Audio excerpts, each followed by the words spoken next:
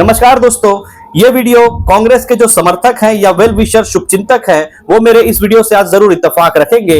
इसीलिए वीडियो बहुत छोटा है, अंत तक जरूर देखें क्योंकि कांग्रेस ने ही भाजपा को थाली में सजाकर हरियाणा की विधानसभा को परोस दिया है।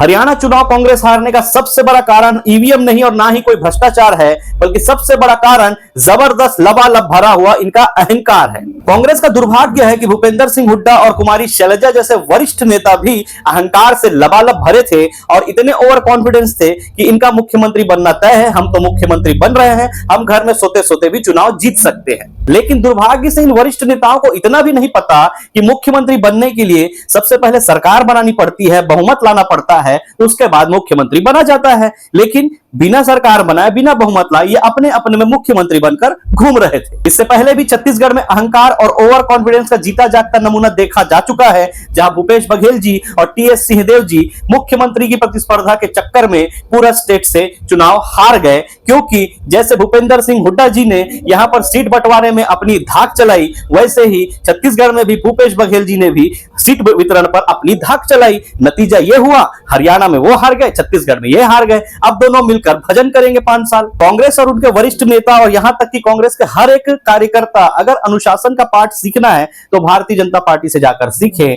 देखिए, मनोहर लाल खट्टर जी 9.5 साल लगभग मुख्यमंत्री थे, लेकिन उनका विरोध होता देख, उनका परफॉर्मेंस पुअर होता देख भाजपा ने उन्हें मुख्यमंत्री पद से हटाकर नायब सिंह सैनी जी को मुख्यमंत्री बना दिया। मजाल है मनोहर लाल खट्टर जी का कि उन्होंने अपना विरोध प्रदर्शन किया हो, और जहां पर चुनाव प्रचार में उनके खिलाफ बातें शुरू हो चुकी तो उन्हें चुनाव प्रचार से भी हटा दिया गया। लेकिन उसके बावजूद उन्होंने कोई विरोध प्रदर्शन दर्ज नहीं किया, ना ही अपने लोगों को टिकट बांटा, ना ही किसी प्रकार की रुकावट भाजपा की कैंपेनिंग और चुनाव में किया। और नतीजा यह हुआ कि उनके अनुशासन में और जमीनी स्तर के कार्यकर्ताओं के चक्कर में आज बीजेपी को एक बड़ी जीत मिल गई और कांग्रेस को वही ठन ठन गोपाल। दूसरा सबसे बड़ा कारण, कांग्रेस को अकेले हरियाणा चुनाव नहीं लड़ना था, उसे इंडिया गठबंधन के साथ मिलकर चुनाव लड़ना था, क्योंकि अरविंद केजरीवाल की पार्टी आम आदमी पार्टी ने 89 सीट पर चुनाव लड़े और जहां जहां कॉन्स्टिट्यूएंसी पे कम नंबर्स के साथ हारी है वहां पर कहीं ना कहीं आम आदमी पार्टी का भी योगदान है कांग्रेस को हराने में। आम आदमी पार्टी को 10 सीट दे देते तो क्या जाता, कम से कम सरकार आज बन जाती। लेकिन अहंकार और ओवर कॉन्फिडेंस जो लबालब भरा था उसका नतीजा भुगतना पड़ेगा। और वही दलित नेता चंद्रशेखर आजाद की जहां जहां पर जिन जिन सीटों पर धाक थी उन सीटों को अगर उन्हें दे दिया जाता, या समाजवादी पार्टी जहां जहां पर मांग रही थी वहां पर अगर 5 सीट 4 सीट इन दोनों को मिलाकर दे दिया जाता तो आज ये सरकार बना चुके होते। लेकिन एकला चलो रे की नीति आई क्यों? क्योंकि घमंड और अहंकार पूरे जोर से भरा हुआ था। और तीसरा और सबसे बड़ा कारण, social media weakness of Congress. Congress की सोशल मीडिया की जो प्रचार तंत्र था वो सबसे ज्यादा फिसड्डी था। एक तरफ बीजेपी का प्रचार तंत्र जहां गोदी मीडिया करती है और वहीं सोशल मीडिया पर भी वो इन्फ्लुएंसर्स को खर्चे देकर या इन्फ्लुएंसर्स को हायर करके वो अपनी सोशल मीडिया कैंपेनिंग करी। भले झूठी कैंपेनिंग उन्होंने किया, बरगलाया ही, लेकिन वो लोगों को इन्फ्लुएंस करने में कामयाब रहे और आज सरकार बना दी है। और वहीं कांग्रेस की सोशल मीडिया टीम, एक तो कांग्रेस जमीनी कार्यकर्ताओं की पूछपरख कभी करती है नहीं।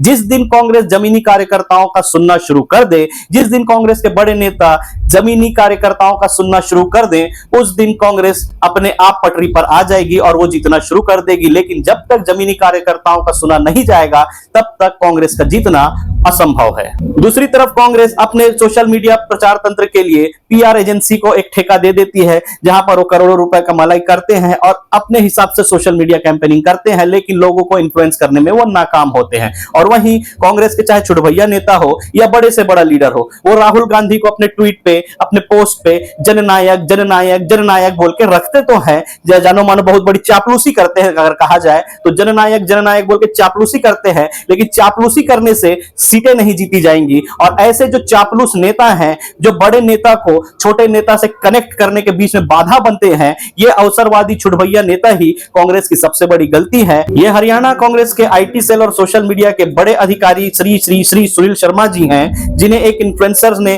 कांटेक्ट किया कि हमें हरियाणा चुनाव में कांग्रेस के लिए कार्य करना है, आप हमें सपोर्ट करें। लेकिन मजाल है ये उनका मैसेज देखें, मजाल है ये उन्हें रिप्लाई दें, इन्हें कोई दिक्कत नहीं, क्योंकि इन्हें ओवर कॉन्फिडेंस इतना हो चुका था कि भाजपा के मामूली से छुटभैया प्रचारकों ने, मामूली से छुटभैया सोशल मीडिया इन्फ्लुएंसर ने, जिन्हें झूठ बोलकर लोगों को इन्फ्लुएंस करके आज सरकार बना दी, और वहीं ये इन्होंने जिस इन्फ्लुएंसर्स को दरकिनार किया, आज वो इन्फ्लुएंसर आज इन्हें गाली दे रहे होंगे और ये गाली के पात्र हैं। और ऐसे ही कई छुटभैया नेता हैं जो बड़े नेता तक छोटे छोटे कार्यकर्ताओं का संवाद पहुंचा नहीं पाते, छोटे कार्यकर्ताओं की दर्द तकलीफ समस्या उन तक पहुंचा नहीं पाते, और अपना ही खुद बड़ा नेता बनकर उनके बातों को रोक लेते हैं। कहीं ना कहीं उनकी जेब भी शायद गर्म होती होगी, लेकिन यही छुटभैया नेता कांग्रेस के सबसे बड़े कैंसर की तरह है। क्योंकि बड़े नेताएं, जितने कांग्रेस के बड़े नेता हैं, एक चीज गांठ बांध कर रख लीजिए, आपको छोटे नेताओं से संवाद करना पड़ेगा, तब जाकर आप जीत सकते हो।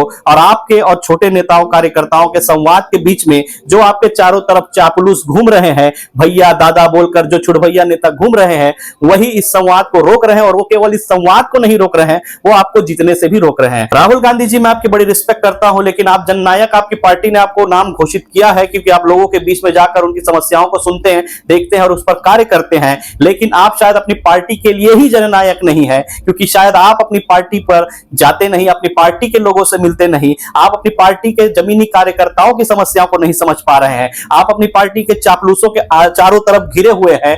इसीलिए शायद आप जननायक लोगों के लिए हैं, लेकिन आपको अपनी पार्टी के अंदर झांकना होगा, एक अनुशासन, एक डिसिप्लिन लाना होगा। जैसा अनुशासन, जैसा डिसिप्लिन और जैसा कंट्रोल भारतीय जनता पार्टी का अपनी पार्टी और हर स्टेट के नेताओं के साथ है, वैसा कंट्रोल और वैसा नियंत्रण आपको अपनी पार्टी में लाना होगा। इसीलिए मेरी सलाह सभी कांग्रेसी बड़े नेताओं और राहुल गांधी जी से भी है कि आप जननायक बन के लोगों के बीच में जा रहे हैं, अच्छी बात है, लेकिन आपको अपनी पार्टी के भीतर भी जाना होगा, ओवर कॉन्फिडेंस से बचना होगा, अपना नियंत्रण लाना होगा, तब जाकर आप ये कर सकते हैं। और सबसे बड़ी बात, जमीनी कार्यकर्ताओं, सोशल मीडिया पर अपनी अच्छी एक पकड़ बनानी होगी। जो सोशल मीडिया आपको लोकसभा चुनाव में एक मजबूत अपोजिशन बनाने की ताकत रखा, उसी सोशल मीडिया को शायद आपने दरकिनार कर दिया और आप अपने एकला चलो रे की नीति से चल रहे हैं। लेकिन यही सोशल मीडिया आज हरियाणा में आपके लिए एक बहुत बड़ी हार का कारण बना है। और सिर्फ कांग्रेस चुनाव नहीं हारी है, हरियाणा की जनता हार गई, और हरियाणा की जनता की हार का कारण कांग्रेस है, क्योंकि देश का सबसे ज्यादा बेरोजगारी दर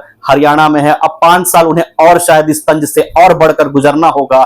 देश में बहुत बड़ी बड़ी समस्या हरियाणा में, देश में सबसे ज्यादा महंगाई वाला स्टेट हरियाणा है। अब शायद उन लोगों को और महंगाई देखना पड़ेगा और तकलीफें आप लोगों के कारण सहनी पड़ेगी।